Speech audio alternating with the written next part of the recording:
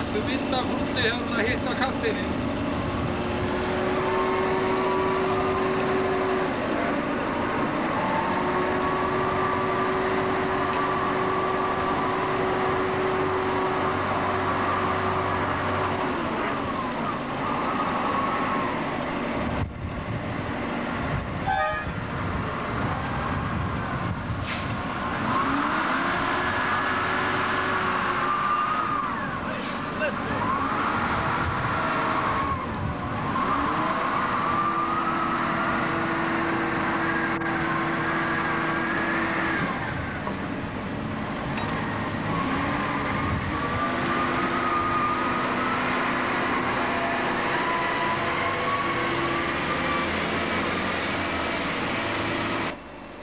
Inni maður fyrir því maður þó að sé 15 stiga gaddur hérna sko. Ég finnur maður fyrir því.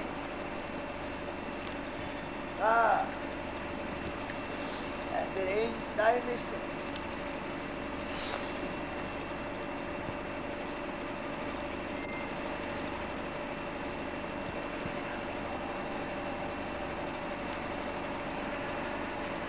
Svona koma göttir sko.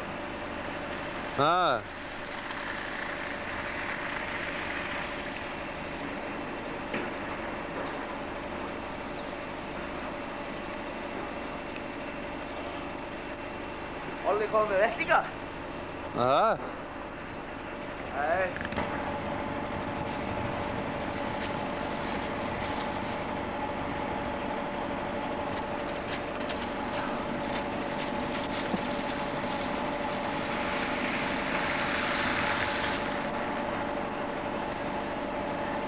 Það var bara bíó í kvöld hjá liðinu.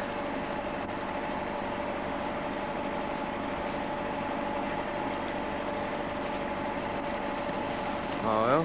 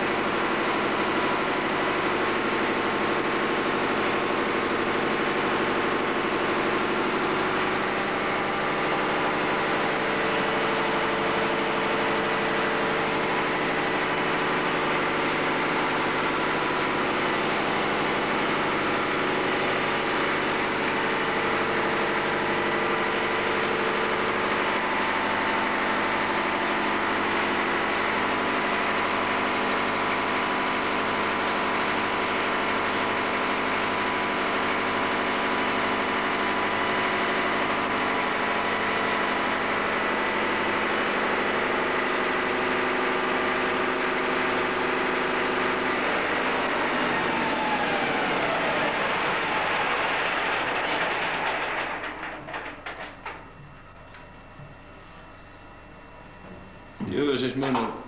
Frelsismunur. Kveiktu ljósið. Við kveiktu ljósið. Það er ekki komið landráma. Nú.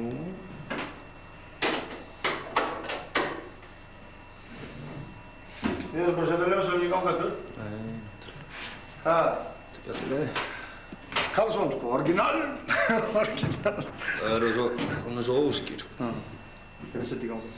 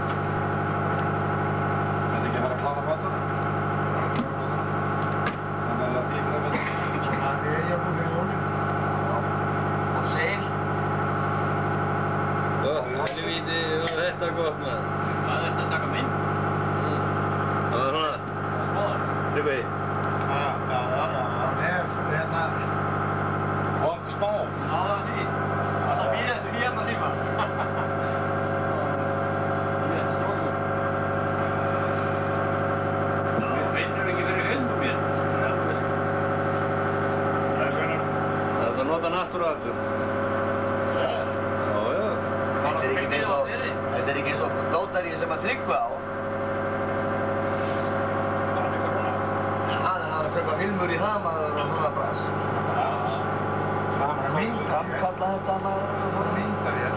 Autodræstir. Já, já. Autodræstir. þetta er bara myndavél. Það sé ekki mikið flottar að vera með svona græjur maður og Það er bara, þetta er svo... sjáðahorfi. Þetta er svo misjátt. Hvað segirðu, sjá hvað?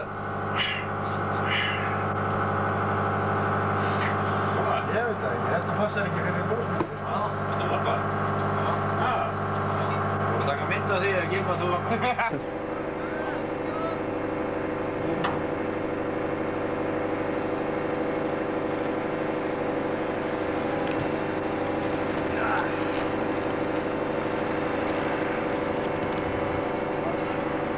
Svo jólasveitir. Sjó, baby.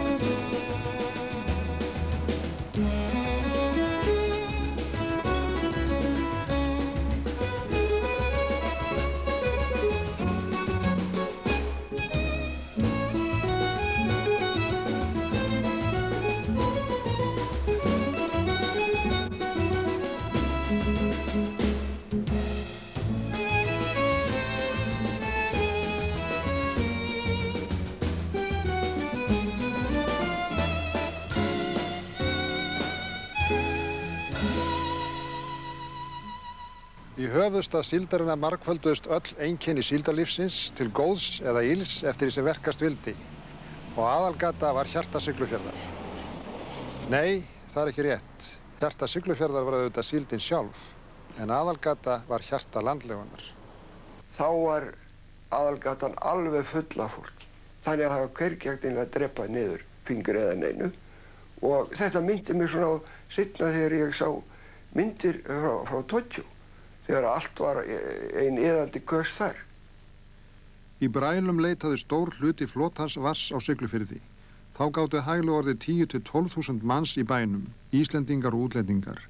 Þessar landlegur spunnust miklar sögur sem urðu hluti af því lífsævintýri sem síldarónin voru. Gilti það jafnt Sigló og aðra síldastaði. Það var svo mikið rætt áflóg, ólifnað og drykkjuskap síldarfólksins að frómar sálir hrylltu sig. Illræmt eftir allra staði þessi efni var mesti síldarbær heimsins en Raufarhöfn tók að slaga upp í hann þegar leið á 7. áratuginn og margur drykkjusvolinn og áflóguhundurinn var sagður vera í þessum flota.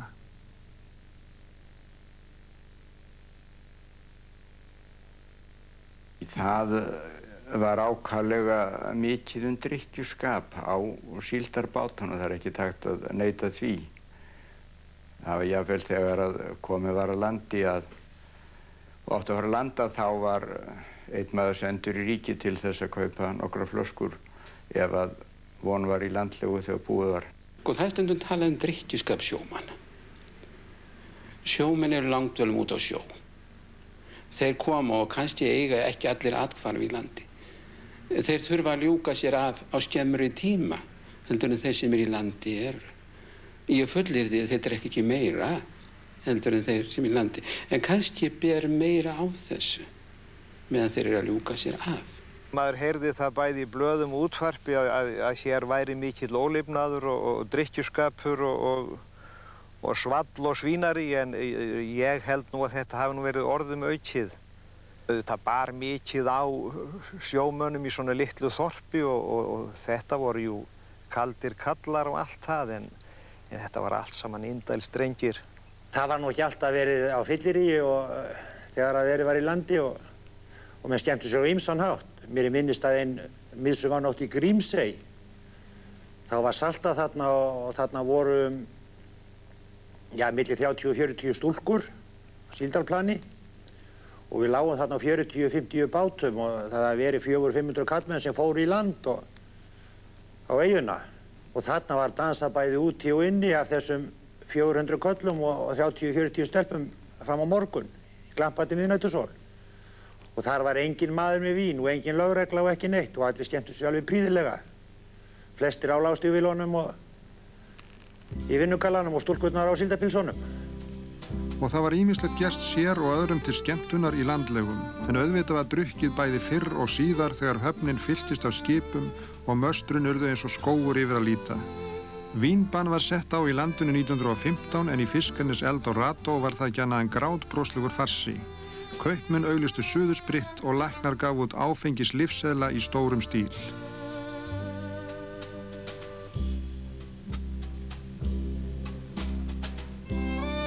Og án vafa hafa áflogin stundum verið háskalegri en þessi, en öllum ber saman að aldrei hafi ráðist margir á einn.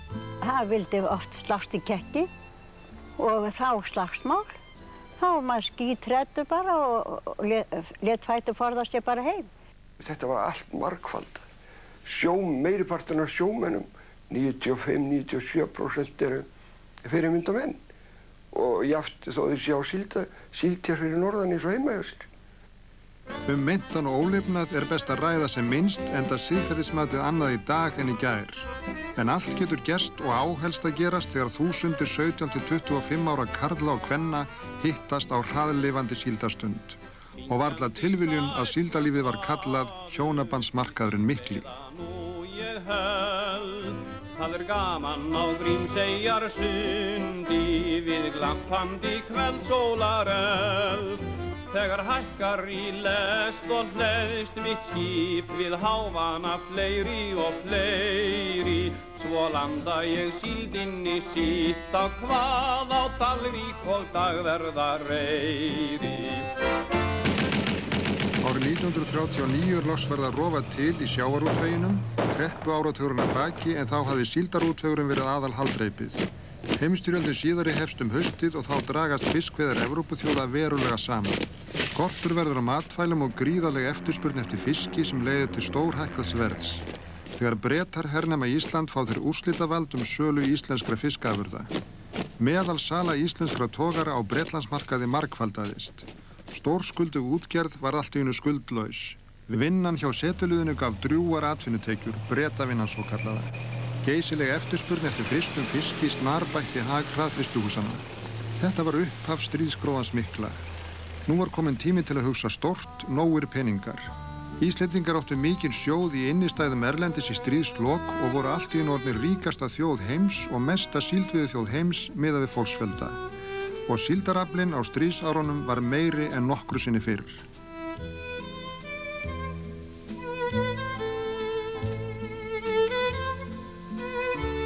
Saltsíld hafði orðið miklu vandari vara eftir að síldarútvegsnefnd var stofnuð og fékk yfir umsjón með framleiðslunni miðjan 4. áratuginn. Þá hafði hafist söltun reknetasíldar við Faxaflóa. Þá upphófst gamli gróðahvatardraugurinn og vöruvöndun engin svo orðið faxasíld var lengi skammarirði í viðskiptalöndum Íslendinga. En á 7. áratugnum hafði Suðurlandssíld unnið sér nafn sem góð vara fyrir harðfylgi síldarútvegsnefndar.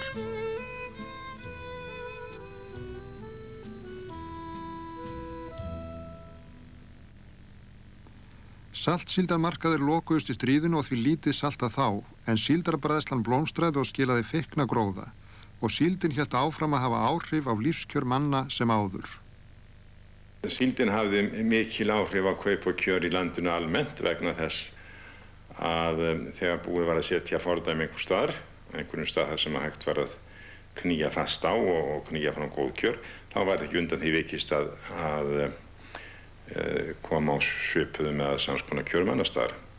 Síldartaxtarnir til dæmis á Siglufirði, þeir voru í áratugi, þeir voru síldartaxtar fyrir allt Norðurland og reyndar fyrir allt landið. Árið 1944 mikil bjartsýni og stórhugur ríkjandi. Samsöfnuð orka þjóðarinnar brýst fram og nátengt fögnuð yfir stofnun lýðveldis. Öflug vitund að þjóðin sé fullfærum að standa á eigin fótum umlukin einhverjum ríkustu fiskimiðum heimsins. Og þar síldin nú orðin aðalfiskurinn. Hún samofin öllum draumum velsæld og farsæla og þjóðlega framtíð. Fyrri hluta lýðveldissumarsins afar lítil síldveiði en 14. ágúst flýgur síldarleitarflugvél út Grímseyjarsund og sendir síðan frá sér tilkynningu. Óteljandi síldartorfur, sundið allt einn flekkur. Torfurnar eru svo stórar að í fyrsta og eina skiptið í sögu síldveiðina leita menn að litlum torfum til að kasta á, annars sprengir síldin næturnar. Þetta ár verður mest og minnistæðast allra mikilla síldarára fram til þessa. Aflinn 216.000 tonn, eins og morgungjöf til lýðveldisins og eykur enn stórhuginn og bjartsýnina.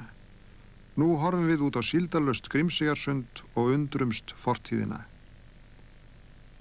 Haustið tók samsteypustjórn Sjálfstæðisflokks, Alþýðuflokks og Sósíalistaflokks við völdum undir forsæti Ólafs Thors. Hún notaði stríðsgróðann til að hefja stórhuga nýsköpun í atvinnulífinu. Áformin voru stór í sniðum, byrjaði að reisa stærðar síldarverksmið á Skagaströnd og aðra á Siglufirði í lok stríðsins. Þá var nýrisin síldarverksmiðja einkaaðila í Ingólfsfirði á Ströndum. Miklar framtíðarvonir voru bundnar við verksmiðjuna á Skagaströnd. Þar átti að rísa þaulskipulagður fyrirmyndabær á næstu 5 árum með 2500 manns en íbúar á staðnum voru 300 þegar framkvæmdir hófust. Þetta voru eðlileg og rétt viðbrögð stórhuga manna því síldin var aðal auðsuppspretta þjóðarinnar. Framtíð þessa skagstrendings átti að vera tryggð í síldinni. Í stríðslok var hafin stórkostleg endurnýjun fiskiflotans með sömu svikalausu formerkjum og ráðist hafði verið í fjölgun síldarverksmiðja. 45 skip voru smíðuð í Svíþjóð handa bjartsýnisþjóðinni, auk þeirra sem voru smíðuð innanlands. Þar á ofan var gerður samningur kaup á 28 gufutogurum og 2 dísiltogurum og síðar öðrum 2 til viðbótar. Þetta var í raun og sannleika nýsköpun.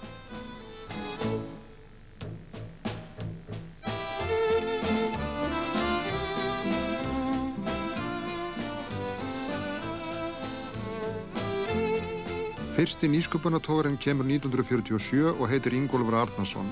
Þetta er landnám í framtíðinni, fólkið flykkist niður á bryggju og tekur á móti þessu glæsilega flegi hérumbil eins og þjóðhöfðingja. Gunnar Thoroddsen heldur ræðu, ungur maður og uppleið. Allt er á uppleið og gleði og hátíð og eftirvænting í hverju andliti.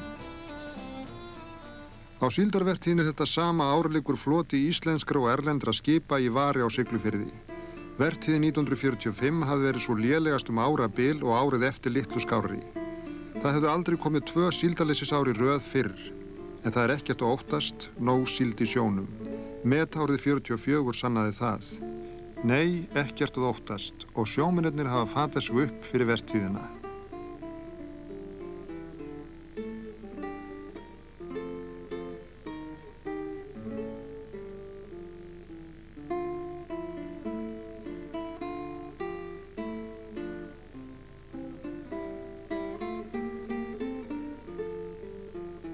Aldrei hafði menn bundið jafnmiklar vonir við síldveiðarnar á árið 1947. Aldrei hafði þjóðin veðsett framtíð sína jafn rækilega í síldarflotanum. Allra augu mændu út á miðin þar sem 4035 sjómenn á 264 skipum biðu eftir stórukastunum.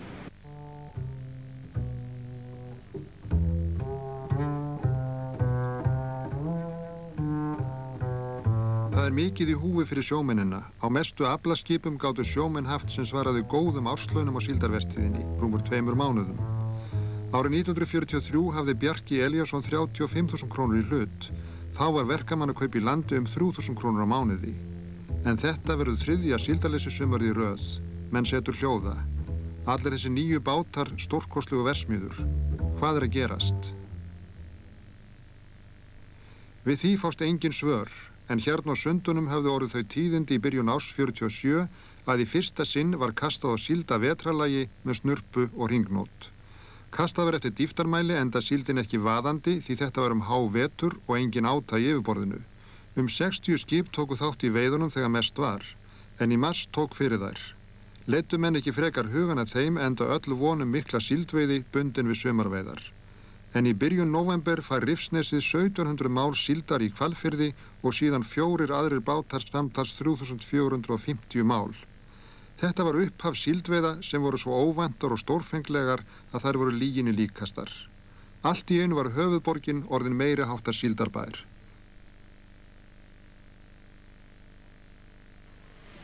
Síldarbátar að sunnan, vestan, norðan, austan stímdu inn á Gósinsjóin í Hvalfirði á fullri ferð. Síldarmassin var stiginn af kappi og allir vildu massera með. Ekki síst þeir sem voru svo illa komnir eftir undanfarin síldarleysissumur að svo til allt var komið undir hamarinn. Enginn botnar neitt í neinu. Síldin hefði gefið